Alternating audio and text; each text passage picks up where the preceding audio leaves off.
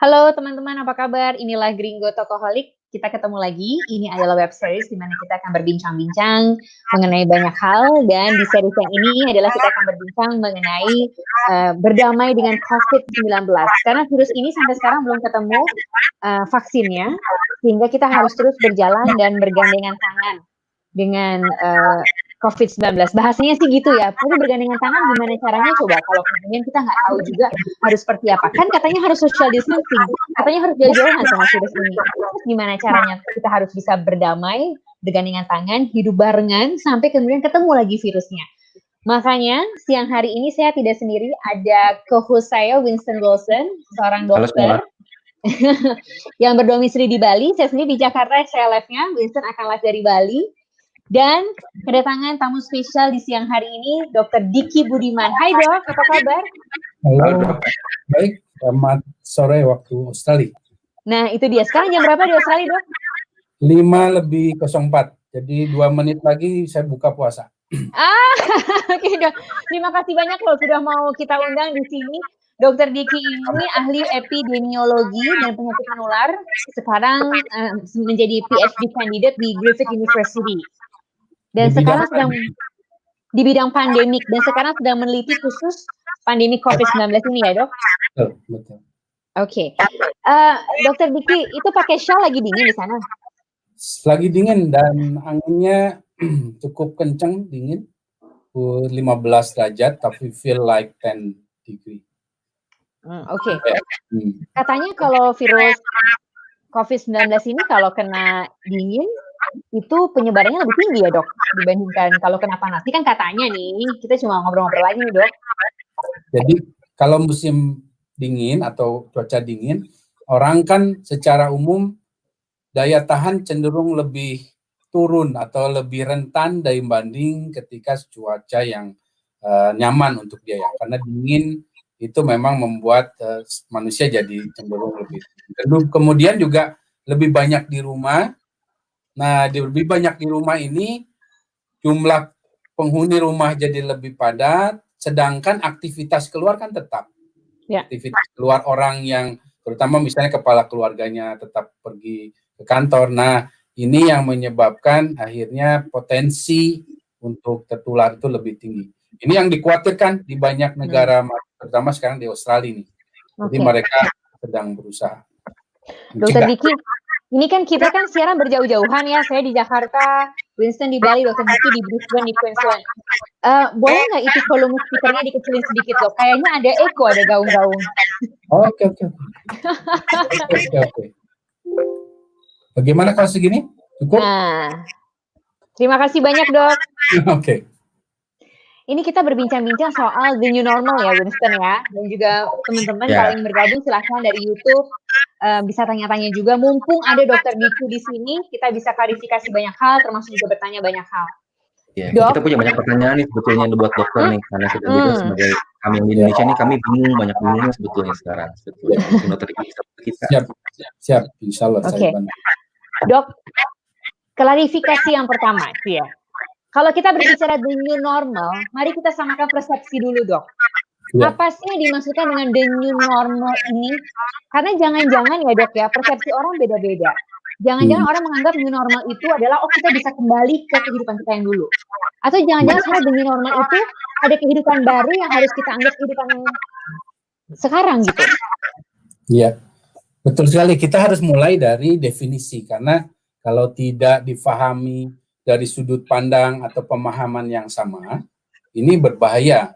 Karena penyakit ini kan kaitan dengan mencegah. Jadi new normal ini artinya juga satu tindakan dalam artian untuk mencegah COVID-19 ini tetap atau akan menular. Nah, kenapa ada istilah the new normal? Sebetulnya dalam setiap sejarah pandemi, karena saya memang PhD di bidang pandemi ya. Dalam setiap pandemi, umumnya pandemi yang sifatnya mirip seperti metode penularannya seperti COVID-19, katakanlah seperti SARS atau yang dulu yang sangat terkenal di 1920 ya, 1918, 1920 yang disebut dengan Spanish flu. Saya sering mencegah penyebutan nama Spanish flu karena ada ada semacam mendiskreditkan nama satu negara ya. Satu negara. Ya, jadi kita sebut aja pandemi flu di 1918.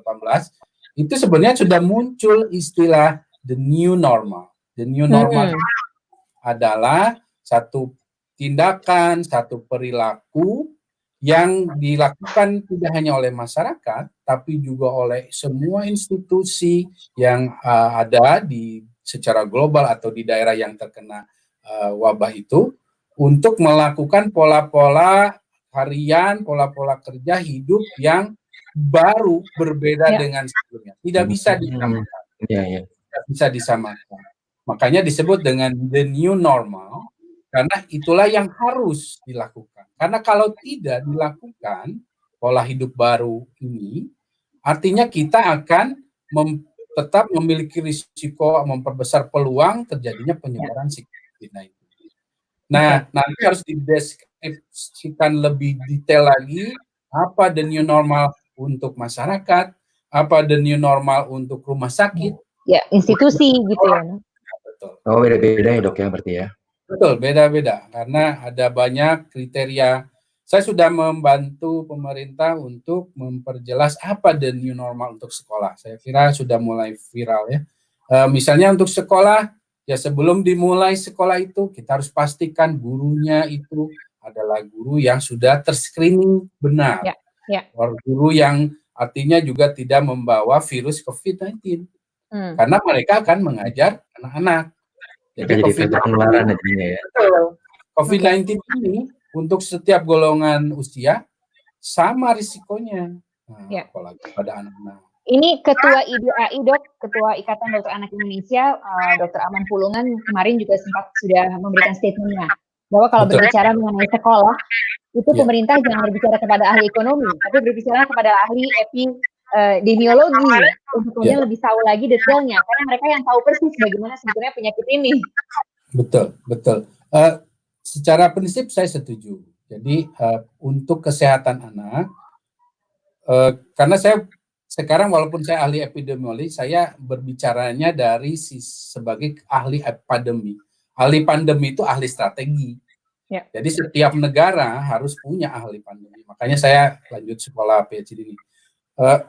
Jadi dengan adanya dia punya ahli strategi pandemi, dia akan mengumpulkan berbagai masukan, termasuk dari dokter anak itu ketika dibuat intervensi tentang strategi new normal untuk sekolah, anak SD, SMP, SMA, ya kita akan bicara pada ahli epidemiologi, ahli dokter anak, juga mungkin psikolog, begitu. Jadi banyak ahli yang akan terlibat.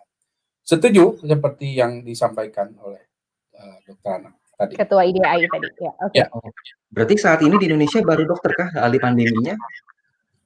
Ya, belum. Saya kan belum lulus. Jadi maksudnya akan. Berarti maksudnya kenapa? Kami beruntung berarti ya. Ini kan bakal menjadi ahli pandemi pertama di Indonesia, dokter kalau gitu. Jadi banyaknya di Indonesia adalah praktisi, ya, praktisi. Jadi tadinya epidemiolog, termasuk saya itu praktisi. Saya hampir 18 tahun menggeluti masalah pandemi. Saya di Kementerian Kesehatan, di Bappenas segala macam. Jadi tapi kan tetap keilmuan, basic keilmuan itu harus ada. Makanya saya harus lanjut. Tapi menariknya dokter Diki ini, teman-teman, dokter Diki ini sudah kemudian betul-betul tahu persis perjalanan dari berbagai virus flu ini. Harus juga kemudian pernah menangani juga, kemudian juga swine flu dan lain sebagainya. Sebelum WHO mengeluarkan pernyataan mengenai kalimat yang terakhir, coronavirus may never go away, Dr. Diki sudah pernah prediksi ini kan, sebenarnya jauh sebelum WHO mengeluarkan pernyataan itu. Betul. May never go away ini sebetulnya berarti seperti apa? Apakah kemudian akan menjadi seperti misalnya, jangan-jangan nih saya nanti bertahun-tahun lagi ke depan, saya akan bisa bilang nih, kantor mohon maaf saya izin 14 hari karena saya lagi kena virus corona. Atau gimana maksudnya? May never go away ini apa sebetulnya maksudnya? Jadi coronavirus yang menjadi keluarga COVID-19 ini itu sebelumnya sudah punya 4 anggotanya yang sudah jadi endemik namanya, sudah jadi yang never go away dari kehidupan manusia. Apa aja itu dok? Yaitu namanya agak-agak rumit, tapi itu yang menyebabkan common cold atau batuk pilek, masuk angin dan segala macam. Yeah. Nah, ini memang gejalanya ringan atau sampai menengah lah, tidak berat, kecuali pada orang dengan daya tahan tubuh yang menurun. Tapi artinya ini datang hilang timbul dan dia sifatnya terus ada kan. Tidak misalnya seseorang saya udah flu kemarin, sekarang nggak akan flu, kan nggak begitu. Nah, karena ini artinya ada juga sifat di mana daya tahan tubuh atau imunitas yang timbul ketika seseorang sudah kena flu atau batuk pilek ini, ya tidak selamanya bertahun-tahun, agak pendek gitu. Jadi nanti dia bisa kena lagi. Nah, karena ini satu keluarga, ada kecenderungan juga pasti besar kemungkinan sama satu itu. Ya, ini kan coronavirus yang menyebabkan COVID-19 ini kan SARS-CoV-2. Ya. Jadi sama-sama punya tabiat yang sama. Jadi satu itu. Itu kan sebabnya awal-awal saya sudah memprediksi. Kedua, ada sifat atau karakter dari virus SARS-CoV-2 ini yang mirip dengan strategi ninjanya virus HIV. Ya. Apa itu, Dok? Nah, jadi saya kan juga terlibat di program HIV ya di Indonesia, bahkan di WHO untuk wilayah Asia. Nah, virus HIV ini pinter dia kayak ninja. Jadi dia bisa masuk ke sel T namanya. Sel T ini nanti Mas Winston cariin bahasa ininya. Bahasa mudahnya ya. Jadi sel T helper ini ada semacam kayak tentaranya Indonesia sehingga tentaranya manusia. Dia masuk ke dalam sel ini sehingga dia bisa memperdaya sel ini yang harusnya sel T ini yang membunuh si virus HIV atau virus SARS-CoV-2, ya dia malah tidak menyadari bahwa dia diperdaya malah dia menjadi senjatanya si virus SARS-CoV-2. Nah, ini yang menyebabkan akhirnya daya tahan tubuh penderita yang terinfeksi SARS-CoV-2 atau COVID-19 ini akhirnya juga menurun daya tahan tubuh, persis seperti tidak secara sangat persis, tapi mirip seperti kejadian proses infeksi pada penderita HIV. Nah, ini tapi yang kami Dok ya, berarti nggak sama kan sama HIV ya Dok ya? Maksudnya mungkin biar penonton juga paham ya, tidak sama ya Dok? Tidak sama, tapi dia punya kemiripan dalam cara kerja virus, cara menginfeksi dia. Nah, kemampuan yang menyerupai HIV ini yang akhirnya menyebabkan kan sulit tentaranya kita ini dalam tubuh tidak bisa mendeteksi keberadaan SARS-CoV-2, tapi padahal dia sudah ada, malah dia memunggungi si sel T. Nah, artinya kemudian faktor ketiga adalah mutasi virus dari SARS-CoV-2 ini yang juga sangat cepat. Artinya dengan 3 kombinasi ini menyebabkan potensi dia menjadi endemik sangat besar. Menjadi endemik itu dengan namanya angka reproduksi yang minimal sama dengan 1. Nah, ini yang terus akan ada di bumi atau di manusia. Tapi harapannya dengan seiring waktu semakin banyak orang menjadi imun, juga harapan kita ditemukannya obat. Nah, harapannya ini akan lebih bisa dikendalikan. Artinya kalau orang sakit, ya kita bisa minimalisir keparahannya supaya nggak menyebabkan kritis dan kematian. Nah, tapi ini kan masih berproses, masih obat-obat, apalagi vaksin masih lama lah. Nah, artinya pada fase ini pola hidup baru adalah pilihan yang paling tepat dan bijak. Itu yang harus kita pahami. Saya ada pertanyaan sih Dok nih, berhubungan dengan dengan medis juga Dok ya. Jadi mungkin ada banyak nih pasien-pasien saya pribadi gitu ya, dan mungkin ada orang-orang lain di luar juga yang bingung. Karena tadi kan saya sepaham dengan dokter, tapi mungkin dengan bahasa yang mudah, kan ini virus selalu bermutasi kan Dok ya. Iya. Nah, jadi nanti kalau misalkan ambil contoh 2 tahun lagi ada vaksinasi ini keluar, berarti dia mirip sama flu shot yang kita punya sekarang dong, tidak melindungi kita sepenuhnya. Berarti disitulah kita mungkin berpikir jangan-jangan kita bisa selamanya COVID bersama kita. Itu bagaimana menurut dokter Dok? Itu benar sekali, dan tapi satu hal yang harus kita realistis adalah masalah vaksin ini mungkin tidak dalam waktu dekat. Semula pada bulan April awal, salah satu pusat riset vaksin di Oxford, di UK, Oxford kan lembaga kredibel ya. Dia udah dengan confidence dia bilang pada bulan Mei, ini Mei kan, pada bulan dia bilangnya April, pada bulan Mei dia sudah bisa mendeklar adanya potensi kuat untuk vaksin COVID-19. Tapi di akhir minggu lalu, akhirnya dia declare juga bahwa ternyata kita harus masih menunggu, bersabar, karena ternyata vaksin yang dia tadinya jagokan itu hanya memiliki fungsi mungkin di bawah setengahnya dari yang diharapkan. Artinya belum pada orang, pada hewan-hewan yang dilakukan uji itu masih parunya kena dan organ-organ lain kena. Nah ini kan berarti masih belum lolos. Jadi betul Dr. Woodson tadi bilang kita memang punya potensi itu, tetapi sekali lagi harapan pada vaksin ini dan termasuk pada obat pun relatif saya masih agak belum terlalu optimis pada sampai akhir tahun, karena semakin ke sini COVID-19 ini kita semakin tahu bahwa dia ternyata lebih cenderung sebagai penyakit yang sistemik. Jadi bukan penyakit respiratori saja atau penyakit saluran nafas seperti flu atau penyakit saluran nafas lainnya, tapi dia ternyata merusak juga ginjal, merusak juga jantung, merusak pembuluh darah, malah terakhir juga pada laki-laki yang termasuk yang muda cenderung dia bisa sementara statusnya infertil, jadi agak mandu. Ini jadi mandulnya tapi masih sementara ya. Ini yang harus disikapi sangat-sangat serius oleh semua pihak. Jangan sampai saya lihat di YouTube, oh ini kan udah kita nggak usah pakai masker, kita bebas saja. Cuek aja gitu ya dok ya? Cuek saja. Jadi walaupun memang sebagian besar itu asimptomatis atau tidak bergejala, dan memang kelihatannya akan sembuh sendiri, ternyata riset menemukan pada 50% kurang lebih yang tidak bergejala itu, dia juga menunjukkan ada gejala sisa namanya. Misalnya apa tuh dok?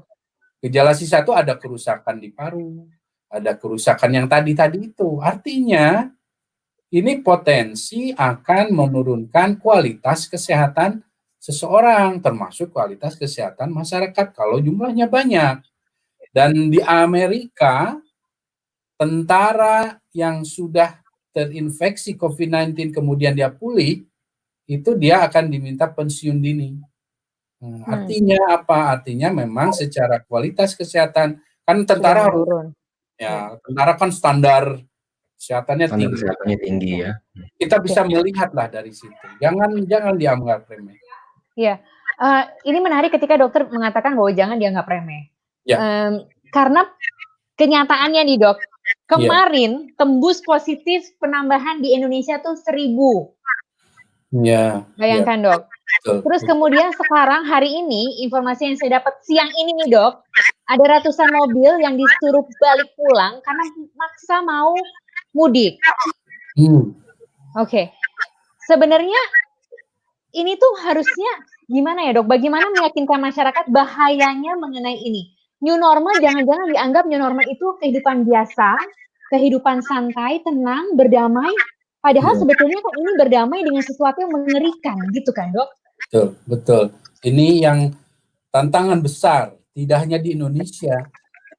Ini tantangan hampir di semua negara, termasuk negara adidaya seperti Amerika sekalipun. Luar biasa itu tantangan masalah mengedukasi pada masyarakat, bagaimana betulnya betapa berisikonya penyakit ini ketika kita abai atau lengah dalam upaya pencegahan. Nah, ini jadi tanggung jawab, memang utamanya tanggung jawab pemerintah di setiap levelnya, dari pusat sampai daerah. Tetapi jangan lupa, ya ini ada juga tanggung jawab ya para akademisi, ya para termasuk para masyarakat, para tokoh masyarakat. Nah, ini termasuk yang kami juga masyarakatnya. betul. Nah, ini program seperti ini, makanya saya senang ada program seperti ini. Ya, saya juga jadi ikut berkontribusi, kita semua berkontribusi menyampaikan apa sebetulnya COVID-19 bagaimana. Jadi kita harus sama-sama tahu dengan strategi komunikasi risiko yang tepat. Nah, ini akan membantu menyampaikan pesan-pesan yang harus diketahui oleh masyarakat. Jadi saya akan sampaikan seperti tadi, ini punya potensi bahaya, risiko baik pada yang muda, yang tua maupun anak-anak. Nah, ini yang saya kira belum terlalu bisa sampai di masyarakat. Ini yang harus terus digaungkan, karena ini kan masih lama. Karena dokter bilang soal masyarakat, jadi kita juga membuka tanya jawab via YouTube. Ini siapa yang mau bertanya, boleh ya dok ya, bertanya langsung, dokter juga akan jawab, memberikan komentarnya. Karena sekarang itu berita semakin banyak, semakin simpang siur, semakin bingung kita sebetulnya dok. Karena ini hal yang baru, hal yang harus kita normalkan, tapi keadaan nggak normal sebenarnya gitu. Betul. Ini memang berat tantangannya. Tapi apakah imunitas adalah kunci utama? Imunitas disebut kunci utama dalam artian memang sampai obat itu ditemukan, ya, vaksin ada. Jadi imunitas ini jadi andalan para dokter ketika mentreat atau kita masyarakat untuk mencegah, untuk meningkatkan imunitas ini. Jadi ketika terapi, jadi obat itu bukan berarti nggak ada di rumah sakit. Dr. Winston juga tahu di rumah sakit itu pasien di treatment, tapi bukan namanya bukan terapi definitif atau simptomatis kita. Ya, jadi lebih bersifat simptomatis, mengurangi gejala, mencegah supaya misalnya ada selam itu dahak misalnya di suction dan segala macam. Nah tapi pada dasarnya kita berharap daya tahan atau imunitas si pasien itu sendiri yang akan melawan virus. Tapi tentu artinya ada banyak faktor juga, ada penyakit komorbiditas atau penyakit yang mendasari dia, ada faktor usia dan segala macam. Nah, oleh sebab itulah ya memang upaya pencegahan ini sangat sifatnya komprehensif. Jadi mulai dia biasa berperilaku bersih dan sehat, menjaga makanan yang sehat dan bergizi. Ya, jadi sehat dan bergizi ini itu dua teman yang nggak boleh dipisahin. Beda soalnya sehat dan bergizi. Kita tanya aja kalau gitu, sehat gimana, bergizi gimana? Jadi apa dok? Jelas nih dok. Iya. Jadi kalau masyarakat tuh sekarang suka mengambil definisi masing-masing sih. Ya. Jadi sehat itu artian secara umumnya artinya tidak berbahaya, ya, tidak berbahaya dalam misalnya dok ya. Ya. Kan alkohol tuh setiap makanan itu punya kandungan gizi. Jangan lupa. Termasuk alkohol itu ada kandungan gizinya, atau katakanlah apa yang berbahaya ya, beberapa makanan yang dianggap agak tidak normal itu bisa dianggap tetap mengandung ada gizi, tapi harus sehat. Sehat itu artinya tidak membahayakan ketika kita mengkonsumsinya, baik dari cara kita menyajikannya, ya. Kan makanan bergizi misalnya, katakanlah saya orang Bandung nih. Saya seneng yang namanya jangan goreng. Saya lagi kangen batagor. Nah, batagor. Saya juga enak banget dan ada gizinya di situ karena ada ikan dan segala macam. Tapi ketika orang yang menyajikan itu misalnya, mohon maaf, misalnya dia pegang-pegang yang kotor-kotor, apa dia misalnya dari toilet tidak cuci dengan baik, nah itu jadi tidak sehat. Gitu. Jadi itulah sebabnya ini nggak boleh dipisahkan antara sehat dan bergizi. Oke, saya sebenarnya ada mau nanya dok tadi mengenai imunitas juga. Jadi sejauh yang saya tahu ya, kami kan juga dapat beberapa update kan per harinya kan untuk setiap rumah sakit, saya rasa seperti itu di Indonesia. Jadi saya tahu kabar-kabar bahwa ada beberapa negara yang awalnya ingin mencoba dia tidak melakukan PSBB, jadi tidak ada karantina sama sekali untuk bisa mendapatkan masyarakatnya yang dibilang namanya herd immunity kumpulan gitu. Nah, Tapi ada beberapa negara juga yang saya tahu saat dia melakukan itu banyak yang jatuh sakit, tingkat death rate-nya meningkat, lalu mereka jadinya malah ada karantina lagi, lockdown lagi. Nah, kalau menurut dokter mengenai herd immunity itu bagaimana? Apakah sekarang nih kita mencoba melonggarkan untuk membantu ekonomi kita? Kan PSBB sekarang kan dilonggarkan nih, Dok, untuk membantu ekonomi kita, atau untuk bisa kita mencapai herd immunity, bagaimana, Dok? Ya, pertama saya harus perjelas tentang herd immunity atau yang disebut dengan kekebalan komunitas atau kelompok. Aslinya prinsip dari herd immunity ini dari kedokteran hewan. Ya. Jadi dulunya, ya, mungkin kita ingat ya Edward Jenner segala macam. Dulu namanya dokter manusia, dokter hewan tuh mirip-mirip samalah, satu profesi, belum dipisahkan, ya, belum dipisahkan. Jadi dokter kalau dipanggil zaman dulu itu ya diminta ngobatin manusianya, dia juga akan bawa kambingnya. Ini saya sakit. Itu dikonsep memang begitu. Tapi gajinya double nggak itu, Dok? Nah, saya pun di tahun awal 2000-an masih begitu, saya di Tasikmalaya masih. Kadang ada peternak ayam datang, "Dok, ayam-ayam saya mencret." Nah, ini kan tapi ya itu sejarah dalam awal mula profesi dokter. Nah, herd immunity itu prinsipnya kalau ada kawanan kambing sakit, tapi hanya di 1-2 saja yang sakit. Jadi kalau ada kawanan kambing, nah prinsipnya kalau yang sakitnya 1-2, selama yang besarnya, kalau yang mayoritasnya itu sehat, punya bagus lah kondisi punya kekebalan, itu dianggap aman gitu. Yang penting yang banyak itu sehat. Itu atau kalau misalnya ada penyakit, dibiarinlah yang banyaknya ini kena dulu, biar yang jadi semacam seleksi alam begitu.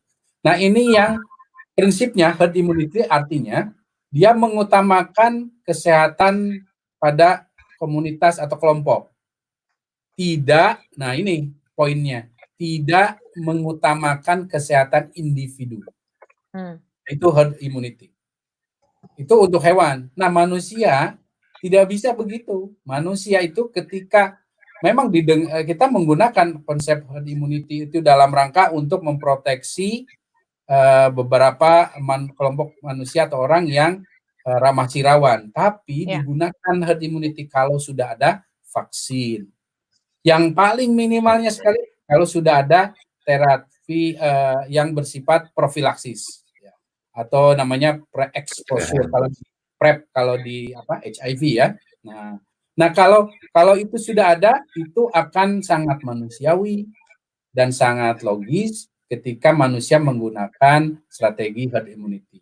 Nah, artinya kembali pada COVID, ya obat belum ada yang berdefinitif, vaksin juga belum ada, artinya kita akan mengorbankan banyak orang. Banyak orang, dan kita tidak bisa prediksi, mungkin epidemiolog bisa memprediksi, ya ini sekian juta, tapi kenyataannya itu bisa lebih banyak dari itu. Dan satu hal lagi, ini kan nyawa orang. Kemudian yang tidak meninggal itu sekalipun, seperti yang saya tadi sebut di awal, yang asimptomatis atau yang tadinya pulih itu kan juga punya resiko, ternyata ada dampak bawaan atau dampak sisa, gejala sisa yang ada dalam tubuhnya. Nah, ini dan ini masih dalam riset yang berlanjut, karena apa saja sih yang menyebabkan namanya efek samping dari terkena COVID-19 ini. Jadi memang ada, sejauh saya yang tahu, di 2 negara yang sekarang banyak dibahas, di Swedia dan juga di UK, di Inggris, itu di awalnya dia menerapkan strategi herd immunity ini dengan harapan dia kombinasikan tuh dengan pencegahan segala macam, tapi tetap hasilnya banyak yang meninggal. Sampai Perdana Menterinya juga kena ya, Dok? Betul. Jadi ya, ini sekali lagi membuktikan memang dalam sejarah pandemi, dalam prinsip strategi pandemi, herd immunity tidak pernah, nah ini saya tegaskan, herd immunity tidak pernah menjadi bagian dari strategi pengendalian pandemi. Herd immunity itu tidak ada kaitan dengan strategi pandemi. Herd immunity itu lebih pada program untuk eliminasi satu penyakit ketika vaksin atau obat yang sifatnya mencegah ditemukan. Jadi berarti mari kita rapatkan barisan. Ya. Kita rapatkan betul kan ya, Dok, kalau memang herd immunity itu tidak bisa efektif untuk apalagi mengatasi pandemi yang begitu sekarang mewabah di seluruh dunia, kita harus rapatkan barisan, kita harus betul-betul serius mengunci diri juga ya, Dok. Bukan masalah mengunci negara, ini mengunci diri kita sendiri ini loh, Dok. Kita mulai dari diri kita kan sebetulnya. Betul. Oke. Ini ada pernyataannya. Ya. Dokter Kristen bicara masalah PSBB. Saya ingin singgung bahwa ketika ada pelonggaran PSBB, juga jangan serta-merta masyarakat atau para pihak lain mengartikan pemerintah Indonesia menerapkan herd immunity strategi. Belum tentu, ini hal yang harus dicermati, dipahami, ya. Karena kalau misalnya pemerintah tidak mengindahkan strategi pandemi, artinya memilih strategi herd immunity, maka pemerintah tidak akan melakukan tes, tidak akan melakukan tracing, ya, tidak akan melakukan jadi dibiarkan. Nah, tapi kan tidak, pemerintah kan sekarang tetap, ya, tapi harus difahami ada namanya kemauan, ada namanya kemampuan, ya, ada kemauan. Kemauan tuh kayak Swedia, UK di awal udah nggak mau tracing. Nah itu beneran itu herd immunity. Tapi ada yang ketidakmampuan. Ketidakmampuan ini artinya ada keterbatasan, mungkin jumlahnya, mungkin SDM-nya dan segala macam. Ya. Jadi kita bisa melihatnya seperti itu. Oke, Dokter Diki, ini ada pernyataannya Dokter Diki yang sangat keras bahwa tidak ada satupun negara yang bisa aman sampai seluruh negara aman. Betul sekali. Kalau kita kembalikan ke konteks the new normal, Dokter Diki, berarti sebetulnya gini. Mungkin banyak orang yang masih tidak meraba-raba dan tidak bisa dengan gamblang dan jelas melihat new normal di depan matanya tuh apa sih sebetulnya gitu. Yang dilihat mungkin secara kasat mata kan secara mudah bisa dilihat sekarang new normal adalah masker. Ya, betul Kang Wisnu. New normal adalah penggunaan glove. Kalau kita jalan-jalan tuh sekarang udah banyak glove. Masker malah sekarang ada yang gambar-gambar, ada yang batik dan lain sebagainya. Itu new normal yang mungkin itu baru hal kecil, tapi sebetulnya yang hal besarnya tuh apa sih, Dok? Jangan-jangan orang tuh masih nggak, kasat matanya tuh masih nggak jelas gitu. Iya, ini memang yang tentu perlu waktu ya untuk menjelaskan pada masyarakat. Tapi setidaknya ketika masyarakat itu yang disebut dengan new normal, ketika masyarakat itu sudah merubah perilakunya, behavior change namanya ini, merubah perilakunya yang tadinya jarang cuci tangan, tidak bermasker, ya, selalu senang rame-rame, bikin keramaian, kemudian juga tidak menjaga jarak, itu saja, nggak usah rumit-rumit, 4 faktor itu saja dilakukan oleh masyarakat, itu WHO dan juga sejarah pandemi membuktikan 80% kontribusinya yang secara signifikan mengurangi kecepatan penyebaran satu pandemi. 80% itu besar. Jadi behavior change ini sangat berpotensi besar dalam mengendalikan kecepatan satu pandemi. Tetapi ingat, merubah perilaku ini memang bukan hal mudah, sangat sulit, tapi bukan tidak mungkin. Yang secara teori perubahan perilaku itu paling cepat 18 hari. Itu dengan semacam mungkin kalau di tentara ada semacam training tersendiri ya. Tapi sekarang kita kan udah lebih dari 1 bulan loh, Dok, di rumah ini. Artinya 18 hari ini berarti kita harus evaluasi, berarti belum ada strategi yang sangat tepat, yang komprehensif untuk membantu masyarakat memahami dan sehingga merubah perilaku. Kan sebelum masyarakat itu berubah perilaku, dia harus diberikan pemahaman dulu kenapa dia harus berubah. Gitu. Kan ini jadi kita kasih tahu ini penyakit COVID-19, satu penyakit ini punya potensi yang membahayakan dari mulai kematian atau ada kerusakan organ. Tahu itu udah bagus. Dan ini semua umur. Ya, itu prinsip pertama. Oh, oke. Kalau gitu saya harus gimana? Nah, ini yang berikutnya kita kasih tahu ini ada potensi masih lama. bisa 3 tahun, bisa 10 tahun, 20 tahun. Wah, kalau gitu saya gimana? Nah, itu kan. 20 tahun. Iya. Bisa lama. Nah, pertanyaan umur kita nyampe nggak gitu? Kita harus jadi kita harus artinya disitulah kita memberikan pemahaman, kita harus memiliki pola hidup baru, ya, the new normal. Jadi kita nggak bisa lagi kayak kemarin arisan ngumpul, gitu. Atau misalnya di tempat-tempat keramaian ya, berdesak-desakan, tidak bisa begitu lagi. Nah, semua pihak harus sudah mulai mengatur supaya tidak terjadinya yang tadi jaga jarak ada keramaian segala macam. Jadi prinsip sosial dan physical distancing-nya harus diakomodasi, diadopsi menjadi perilaku yang dilakukan sehari-hari. Itu the new normal. The new normal adalah perubahan perilaku nomor 1 itu yang paling penting. Betul. Saya mau memastikan lagi nih dok, untuk kalau misalkan kami yang mungkin awam ya dok ya, yang kami yang mungkin tidak mengerti tentang bahasa-bahasa yang sulit. Kan orang kadang-kadang mungkin bingung, kayak salah satu saudara saya di Jawa, dia bingung. Oke, kita tahu ada new normal, kita harus berubah perilaku. Tapi yang pertama harus saya lakukan apa sih dok sebetulnya? Karena kan dia kan berarti kan masing-masing segi kan harus mengubah kan, bisnis harus mengubah strategi, semua harus mengubah strategi kan. Tapi kami sebagai masyarakat yang tinggal, contohnya tinggal di Jakarta, gitu. Apa hal pertama sebetulnya yang harus kami ubah dok sebetulnya, kalau menurut dokter? Iya, jadi untuk masyarakat atau individu yang jelas tingkatkan dan terapkan personal hygiene saja. Cuci tangan ya dok ya, cuci tangan, masker, jaga jarak, itu yang 3 utama. Ini sebetulnya ada hikmahnya ya, tetap di balik ini ada hikmah. Sebetulnya kan namanya personal hygiene kan bukan barang baru. Yang namanya juga program gerakan cuci tangan yang bikin joget-joget itu loh. Betul. Nah, inilah yang akhirnya membuka mata kita, menyadarkan kita bahwa perilaku yang sifatnya personal hygiene ini harus terus dan mulai kita sadari dan kita lakukan. Jangan sampai hanya terbatas di slogan-slogan saja. Dan ini jangankan di Indonesia, ternyata di negara maju juga namanya cuci tangan juga bahkan di Jepang yang terkenal begitu disiplin, cuci tangan juga ternyata masih jadi PR besar. Iya, ini artinya kita ya tetap melihatnya ke depan bahwa kan pandemi ini bukan pandemi terakhir.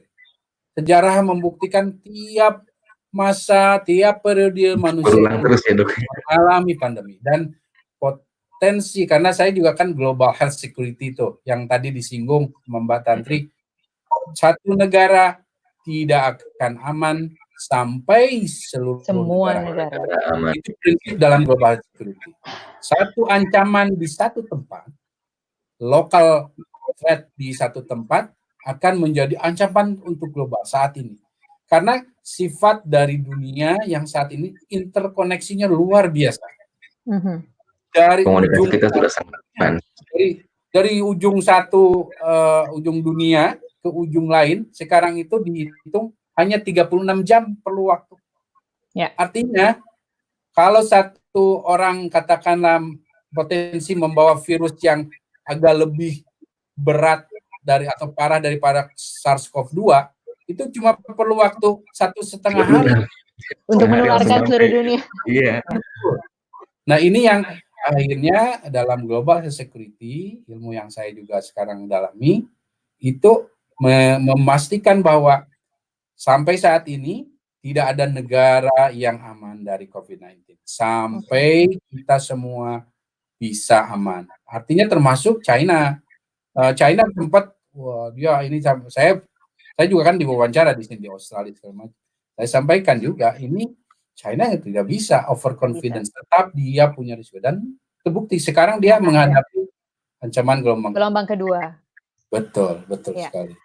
Ini jangan sampai ya Dokter Diki, virusnya makin pintar tapi manusianya makin bodoh nih, makin nggak mau belajar makin nggak mau belajar, makin nggak mau berkompetisi kok sama virus ya, bukan maksudnya gini, nggak mau juga semakin pintar untuk bisa menghindari atau memutus rantai virusnya. Betul. Ada pertanyaan nih Dokter Diki dari YouTube, dari Nitria.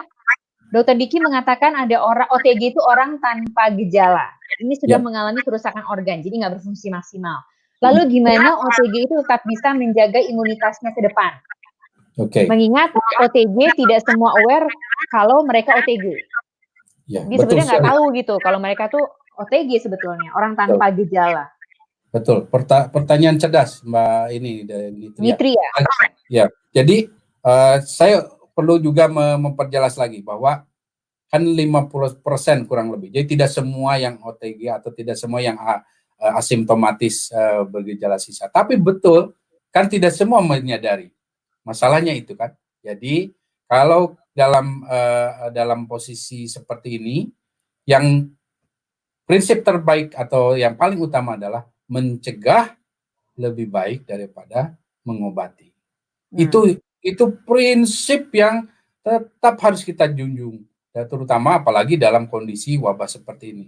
Masalahnya ketika kita ya karena terbatas tes juga kan, beda dengan misalnya di beberapa kali di Australia sini, saya bisa kapanpun saya mau tes ketika saya merasa jangan-jangan saya harus dites. Nah, tapi kan di banyak negara ketersediaan tes ini masih menjadi isu besar, sehingga langkah terbaik yang bisa saya sarankan tentu lakukan upaya pencegahan. Nah, upaya pencegahan itu ya termasuk yang memang menjaga tidak hanya imunitas, karena begini, yang paling penting ketika kita berprinsip untuk mencegah dari penyakit seperti COVID ini, yaitu yang tadi jaga jarak, memakai masker, ya, personal hygiene, dan menjauhi kerumunan. Karena sebaik-baiknya daya tahan tubuh seseorang, kalau dia abai, tidak memakai masker, tidak jaga jarak, dan ini ya bobol juga. Ingat, ini virusnya kan cerdas nih, tadi saya sampaikan. Jadi imunitas penting, ya, makanan yang sehat dan bergizi tadi. Tapi yang juga sangat penting, jauh lebih penting malah, ya prinsip yang pencegahan tadi, jaga jarak dan segala macam itu. Ini yang harus diterapkan. Jadi kalau orang tua yang lansia dan punya penyakit yang mendasari, kan daya risikonya tinggi tuh. Nah, kalau dia diam di rumah, kan itu pencegahan tuh, banyak membatasi ini. Ya aman, walaupun imunitasnya sebetulnya nggak terlalu bagus.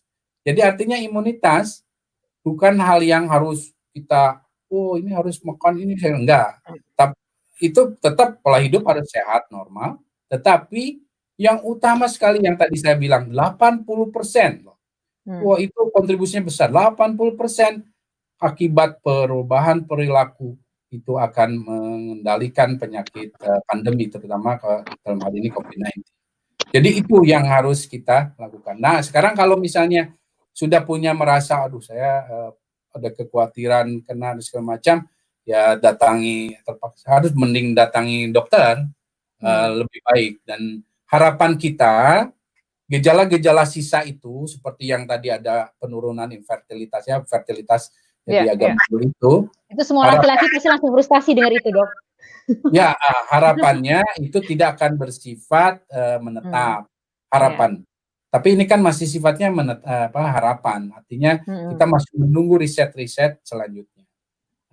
Artinya sekali lagi kembali ke sifat yang tadi, mencegah, prinsip mencegah lebih baik daripada mengobati.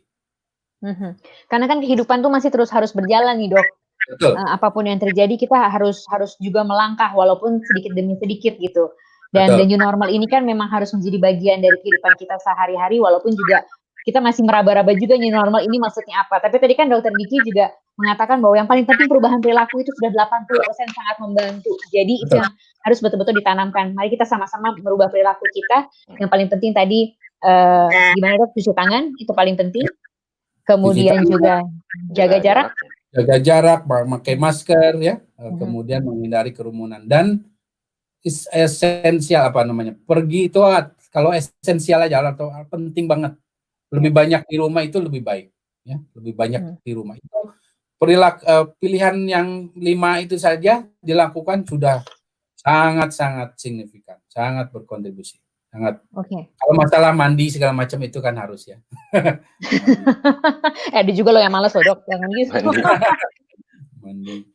Tapi ada pertanyaan mendasar yang kemudian banyak sekali ditanyakan ke saya secara jalur pribadi maupun juga ke pertanyaan di YouTube, Dok.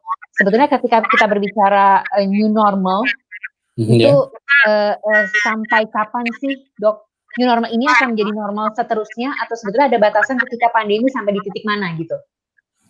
Ya memang ini akan jadi menjadi semacam perilaku yang akan terus bertahan sampai ya kembali obat yang definitif atau vaksin itu ditemukan.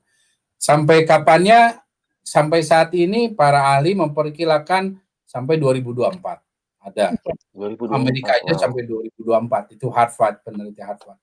Kalau di Indonesia ya katakanlah kita agak sedikit dari itu ya 2005 misalnya kan kita ada ini mereka ada pola perhitungannya. Setidaknya dengan merujuk itu saja sudah berarti hampir 3 tahun ya.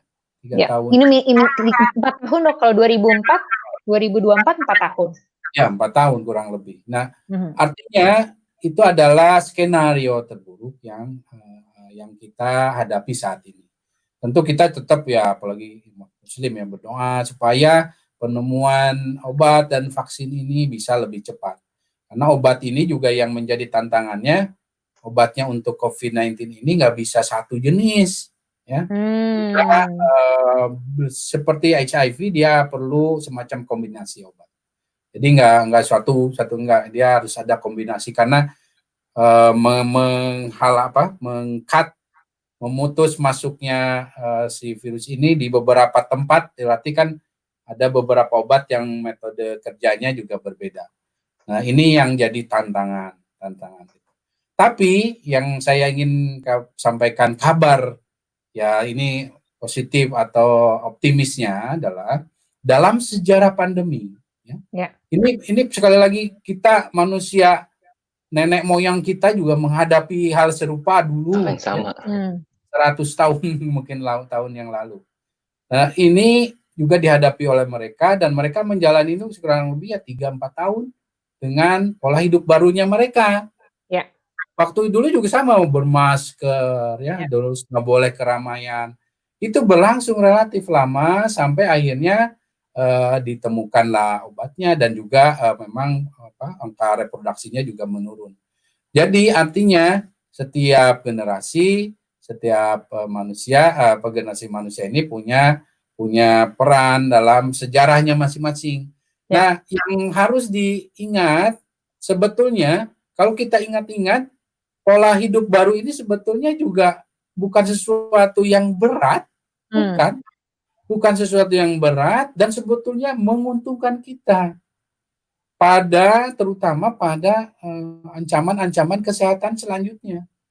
Bahwa nanti pada saat normal ternyata bisa lebih berinteraksi lebih, karena kan manusia itu makhluk sosial ya.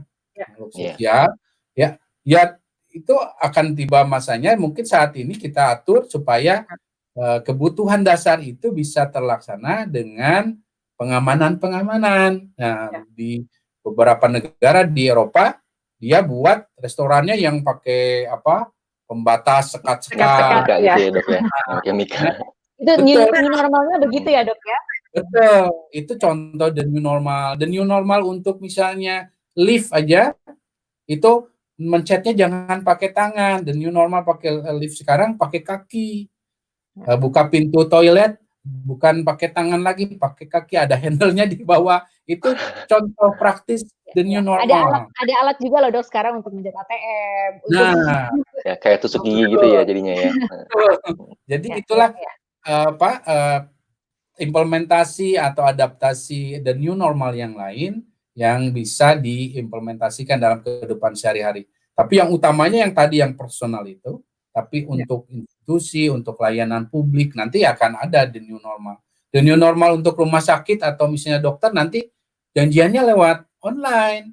Jadi nggak boleh consultation ya, Dok ya. Misalnya datang mau berobat ke Dr. Winston, nggak boleh tiba-tiba datang ke tempat prakteknya jadi antri. Nah itu dalam kondisi sekarang itu sudah tidak memenuhi the new normal. The new normalnya janjian WA misalnya atau medsos. Oh, Anda nomor ini datangnya jam segini. Anda akan punya waktu sekian menit. Nah, nanti yang lainnya akan Anda datang jam segini. Diatur datang dan pulangnya beda. Nah, nggak boleh. Oh, jalurnya berbeda dok ya, in dan out-nya ya. Nah, kemarin saya juga bantu rumah sakit membuat di Kementerian Kesehatan membuat alur bagaimana pedoman untuk rumah sakit dalam situasi COVID-19. Nah, itu contoh the new normal. Contoh satu lagi misalnya jualan batagor, the new normal. Dokter Diki lagi pengen banget makan batagor, lagi kangen katanya. Kalau dia punya restorannya, the new normal itu bagusnya kalau terbatas tempatnya, kecil tempatnya. Ada salah satu langganan saya juga kecil, lihat tempatnya, saya nggak nyebutin namanya nanti iklan. Dia kita mau ke sana. Tapi dia harus take away. Boleh buka. Jangan dilarang, boleh buka. Ekonominya buka. The new normal ini juga dalam rangka merespon kebutuhan dasar manusia. Kebutuhan dasar bersosialisasi, kebutuhan dasar untuk berusaha atau berekonomi. Nah, ini the new normalnya take away. Kalau misalnya dia punya lahan yang luas, relatif luas, asal dia bisa mengatur jarak antar si customer, bikin pakai sekat segala macam. Itulah kenapa kemudian ada pernyataan setiap anak adalah anak zamannya gitu ya dok, karena setiap zaman punya sendiri. Oke. Ini Vincent tadi katanya mau nanya, betul? Iya. Iya, ini maaf ya sinyalnya di sini di Bali memang lagi agak drop nih kayaknya. Dokter Diki mau buka puasa dulu, silakan loh dok. Karena di Brisbane sudah, ya boleh dok, silakan di Brisbane sudah waktunya buka puasa. Terima kasih banyak. Kita mungkin promo sosial media. 30 menit yang lalu. Aduh, maaf ya dok, kita gangguin buka puasanya. Sebelum Winston juga mau nanya, kita mau cerita soal sosial media kita mau kalau ada informasi mau mendaftar karena kita ada talk show setiap hari Jumat jam 2 sampai jam 3 waktu Indonesia Barat. Ini sosial medianya mungkin bisa ditampilkan. Ini dia Instagramnya di Gringo_ID atau di Tantimurdopo tempat saya. Nanti kita akan talk show. Jadi setiap minggunya kita talk show dok. Kita ngobrol-ngobrol, bercerita mengenai apa keadaan sekarang dan lain sebagainya. Oke, Winston, apa pertanyaannya untuk Dr. Diki tadi? Mungkin untuk Dr. Diki ya. Jadi ini mungkin kalau saya sebagai kolega ya dok ya. Jadi saya kasihan sama teman-teman dokter dok sebetulnya. Jadi kan mungkin dokter lihat di Instagram kali ya. Sekarang tuh banyak kan karena mungkin pada keluar semuanya gitu kan yang masyarakat. Terus di Instagram sampai pada bikin kayak kertas bilang Indonesia terserah. Jadi saya merasa teman-teman dokter yang lain nih, kolega-kolega kita merasa kok kayaknya mereka mungkin pengorbanannya sia-sia. Nah mungkin bagaimana ya dok ya supaya kita bisa bilang ke teman-teman kita yang dokter nih dok gitu loh. Kalau menurut dokter gimana kita supaya bisa biar mereka tetap bekerja, mereka tetap oke gitu loh. Soalnya takutnya mereka juga kan kelelahan atau mungkin masalah mental yang kami takut juga seperti itu dok. Bagaimana dok? Ini yang harus jadi masukan sangat penting bagi pemerintah di setiap level ya. Karena ini terjadi juga di berbagai negara. Kejadian seperti ini terjadi di berbagai negara. Ini makanya kalau ada pandemi itu artinya tidak hanya penyakitnya saja meluas, masalahnya juga iya, kemana-mana masalahnya. Sama. Ya, jadi kalau ada kasus seperti ini di negara semaju Amerika pun terjadi. Dokternya jadi kayak, aduh saya udah kan berbulan-bulan memakai alat perlindungan diri itu tidak nyaman ya. Jadi waktu kencingnya pakai itu dok, kita pakai pampers dok, kita pasang pampers dulu sebelum pakai APD. Ini yang harus difahami oleh satu yang harus merespon ini adalah pemerintah. Ini harus direspon oleh semua pemerintah. Artinya meresponnya bahwa meyakinkan para dokter ini bahwa memperkuat dukungan. Dokter-dokter ini kan bekerja begitu padat dengan jumlah kerja yang padat. Nah, harus diberikan dukungan bukan masalah materi saja, tapi secara psikologis. Ya, kan di Amerika saja ada dokter sampai bunuh diri karena masalah. Ada kasus seperti itu memang. Betul, kan ini di Indonesia bukan berarti tidak ada. Nah, ini yang harus diadres. Jadi dalam prinsip strategi pandemi, setiap masalah, jangankan setiap masalah, setiap potensi masalah harus diadres oleh pemerintah. Ketika pemerintah mengabaikan ya, setiap masalah atau setiap potensi masalah, maka efek kolateral dari pandeminya akan meluas. Dan ini kerugiannya bisa juga jauh lebih besar dari efek dari si virus itu sendiri.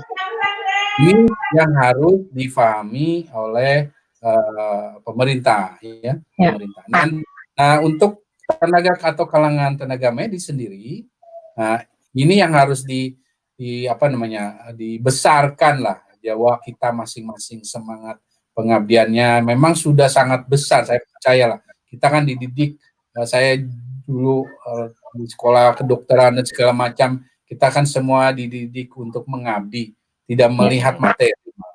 Namun manusia tetap ada batasan. Nah, ketika kita merasa kita dalam titik yang jenuh, itu sangat harus dianjurkan untuk ambil sikap istirahat, gitu. Ambil sikap istirahat, berdiskusi, dan kita juga harus ada perhatian pada diri sendiri. Ini pada sejawat ya, perhatian pada diri sendiri untuk bisa memperhatikan kondisi mental dan fisiknya. Nah, yang paling utama saya akan merujuknya pada kalangan sejawat yang memiliki posisi sebagai birokratnya di rumah sakit, di klinik, atau katakanlah di tempat lainnya yang bisa dalam posisi mengatur para dokter atau tenaga medis ini. Nah, mereka inilah para yang banyaknya juga kan sejawat kita juga dokter-dokter. Yang mereka inilah yang harus mulai merespon situasi ini supaya para tenaga medis ini tidak semakin dalam posisi jenuh atau merasa pengorbanannya juga diabaikan. Betul. Nah, dan yang terakhir, terutama sekali untuk masyarakat. Masyarakat harus sangat paham dan menyadari bahwa namanya tenaga medis ini mereka juga manusia. Kan ada lagi dokter juga manusia. Sedikit beda sih, Dok. Kan ini manusia yang memang betul-betul memang punya kelebihan dalam sisi skill untuk melayani. Tapi sebagai manusia tidak ada bedanya kita. Dan untuk itulah kita sebagai masyarakat paham bahwa tanpa kontribusi kita yang tadi, ingat 80% ya. 80% kontribusi kita akan meringankan para pahlawan medis kita. Jadi 80% itulah peran Anda semua para masyarakat ini yang bisa membantu tidak hanya untuk tenaga medis, tapi sebetulnya untuk kita juga kan, untuk keluarga kita, untuk semua orang. Mungkin ada orang tua kita yang sakit. Jadi 80% akibat perubahan perilaku kita yang lebih concern atau menjaga kebersihan diri, cuci tangan dan segala macam itu, tolong dilakukan, ya, bermasker dan segala macam. Jadi itu. Oke. Dokter Diki, kita ke pertanyaan di YouTube boleh ya? Kita balik lagi ke pertanyaan di YouTube. Ini dari Ira Wibawadi. Dok, untuk orang tanpa gejala yang paru-parunya sudah mengalami kerusakan, apakah bisa disembuhkan dengan obat-obatan? Atau orang tanpa gejala tersebut akan mengalami perburukan kondisinya, Dok, kalau tidak diobati? Terima kasih. Nah, jujur saat ini untuk kasus seperti ini saya belum mendapat hasil riset. Saya kan nggak bisa menerka-nerka nih. Ingat, COVID-19 adalah penyakit baru. Ya. Beda kalau saya ditanya, gimana Dok kalau yang TB? Nah, situ kita udah punya pemahaman atau pengetahuannya dan risetnya. Nah, karena COVID-19 ini penyakit baru dan masih berkembang terus riset-risetnya. Nah, saya mohon maaf belum bisa menjawab sampai seperti yang diharapkan oleh penanya ini. Jadi kembali pada prinsip kita mencegah lebih baik dari mengobati. Harapannya tentu akan membaik, tapi kan saya sebagai saintis, ilmuwan tidak boleh memberi harapan bohong. Palsu, harapan palsu dok. Iya. Harapan palsu. Atau jawaban asumsi berarti. Bilang PHP, memberi harapan Ya, palsu. di PHP-in nanti. Saya nggak mau PHP-in masyarakat. Jadi disitulah yang namanya strategi komunikasi risiko itu. Jadi bukan berarti kita harus menyembunyikan supaya masyarakat tidak panik, bukan. Masyarakat harus tahu. Masyarakat harus tahu. Ini loh risikonya. Kalau Anda kena, walaupun sembuh, ada risiko ini. Risiko misalnya parunya. Ada gejala sisa. Nah, masalahnya ketika menyampaikan ini, kita sampaikan juga. Tapi untuk mencegah itu, supaya tidak terjadi, kita bisa lakukan dengan tadi pencegahan yang kita lakukan, personal hygiene dan segala macam, supaya tidak terkena. Itu bahwa nanti mudah-mudahan ada obat, yaitu kita masih menunggu masalahnya kan, kita berharap. Oke. Harapan tidak boleh putus ya dok. Betul, tetap optimis. Tapi sama mungkin gimana? Silakan dok, gimana dok? Sorry dok. Tapi saya pernah diminta wartawan merespon, kalau gitu kita harus optimis adalah senjata melawan pandemi. Nah, enggak juga. Bukan. Bukan optimis saja. Ya, nggak cukup optimis saja atau kita berpikiran positif akan terhindar dari COVID. Tidak. Yang namanya kita berpikiran positif, kalau misalnya makanan yang tadi yang sehat dan tidak yang bergizi itu tidak terpenuhi, ada misalnya tifoid ya kena juga kita. Padahal pikiran saya udah positif. Nah, jadi ini harus diluruskan. Jadi kalau penyakit ada yang disebut dengan segitiga Bloom ya. Segitiga Bloom itu yang host ya, kemudian si penyakitnya, virusnya, dan lingkungan. Jadi tidak ada namanya optimisme atau imunitas. Itu ada tentu dalam manusia, tapi porsinya bukan porsi besar ya, bukan porsi besar. Oke. Yang pasti pemikiran yang positif itu juga harus diikuti dengan tindakan yang positif. Jangan sampai lupa. Kalau cuma mikir aja tapi bertindaknya enggak ada hasilnya. Betul. Iya. Sama mungkin aku sampaikan sedikit nih buat teman-teman yang mendengarkan. Kami terima kasih banyak kan Dr. Diki sudah memberikan banyak insight baru buat kita. Nah, jadi ada banyak loh sebetulnya buat masyarakat. Iya. Saintis termasuk pihak yang Dr. Diki pun semua sedang berusaha maksimal gitu loh untuk bisa ngebantu kita nih. Iya. Yang kita yang masih menunggu gitu kan, ini kapan sih selesai? Jadi kayak vaksin aja ya dok ya, mungkin udah ada yang mRNA ya, ini ya, yang udah ada mRNA yang baru ya sekarang dok ya, itu kan sedang dikembangkan. Betul. Udah gitu ada sekarang pakai artificial intelligence untuk bisa mendeteksi COVID, itu udah banyak nih sekarang di mana-mana, di Korea Selatan, mana-mana. Jadi dunia tidak diam saja, banyak pihak yang sedang membantu kita gitu dok. Salah satunya Dr. Diki kayak gitu. Jadi masyarakat tolong jangan panik, jangan saling menyalahkan, jangan malah mencari konspirasi baru. Itu akan terjadi perpecahan gitu loh yang ada nanti buat masyarakat kita sendiri. Kita harus bersatu kan ya dok ya untuk bisa melawan ini semua dok ya. Betul. Ya, jadi dalam strategi pandemi salah satu yang ada cycle-nya itu. Pertama leadership dari setiap tingkatan. Kedua yang juga tak kalah penting adalah kolaborasi. Kolaborasi ini dari tingkat lokal sampai global. Kalau tidak ada kolaborasi sangat sulit dan hampir agak mustahil untuk kita bisa melawan pandemi ini. Dan itulah juga salah satu new normal yang harus kita jalani. Bagaimana kita bisa bergandengan tangan, kita berkolaborasi, kita juga sama-sama menjalankan kehidupan dengan sehat, dengan kemudian juga tadi sesuai dengan apa yang dokter dikatakan, kita mulai dari diri kita dulu ya dok, that's the new normal yang baru.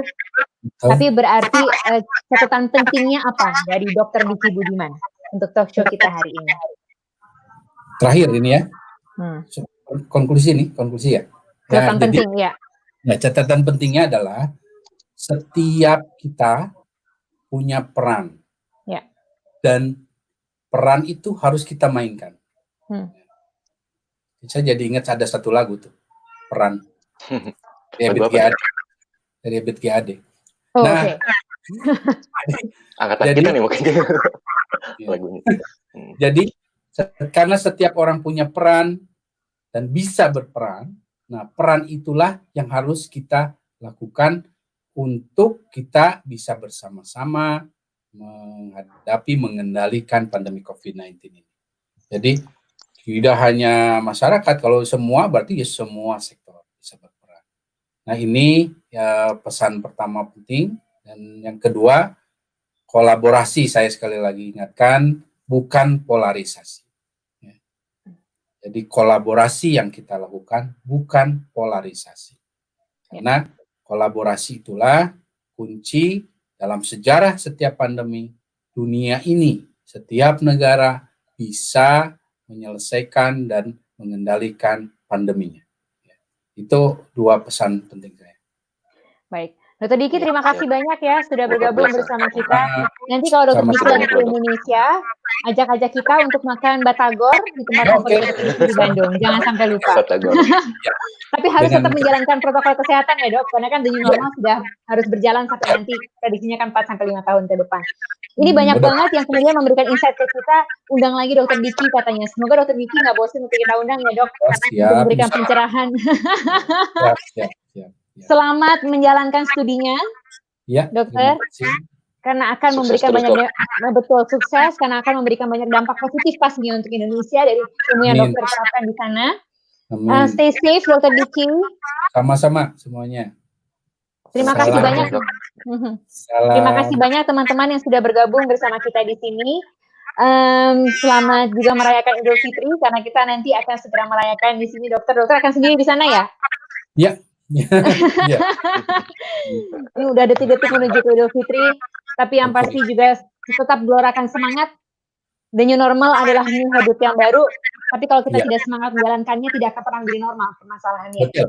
Jadi sama-sama kita bergandengan tangan. Terima kasih banyak sudah menjadi bagian dari acara ini. Kita jumpa Jumat minggu depan seperti biasa jam 14 waktu Indonesia Barat sampai jam 15 waktu Indonesia Barat di channel YouTube Gringo Effect dan juga channel YouTube Tantri Murdopo.